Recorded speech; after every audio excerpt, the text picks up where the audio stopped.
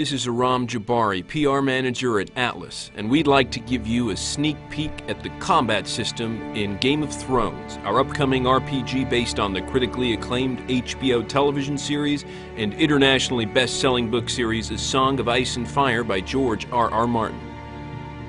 Let's start by taking a look at the core of the game's combat engine, the Active Pause system. Game of Thrones is a fast-paced role-playing game where all combat, skill use, and item use happen in real time.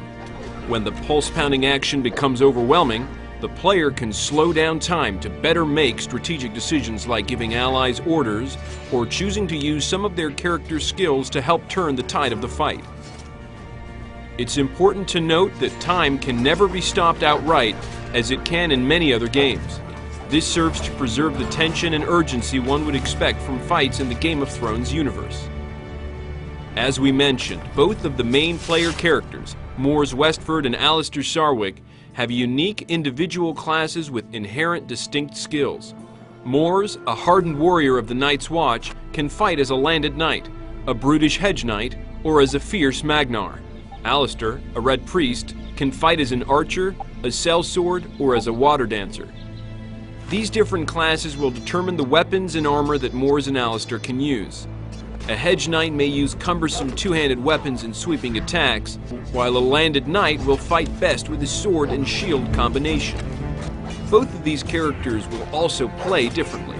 For example, Alliser is not quite as stout in battle as Mors is.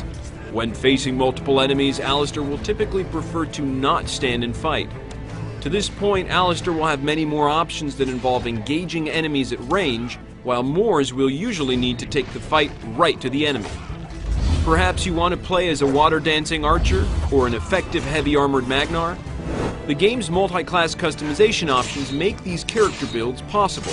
You also have the ability to eschew the multi-class path in favor of becoming a specialist in one class and gaining the upper-tier skills for that particular class. This is just a fraction of the strategic aspects that you'll be able to explore in Game of Thrones. On behalf of everyone here at Atlas, I'd like to thank you for watching, and we hope you're looking forward to playing Game of Thrones when it comes out on May 15th, 2012 for PlayStation 3, Xbox 360, and PC.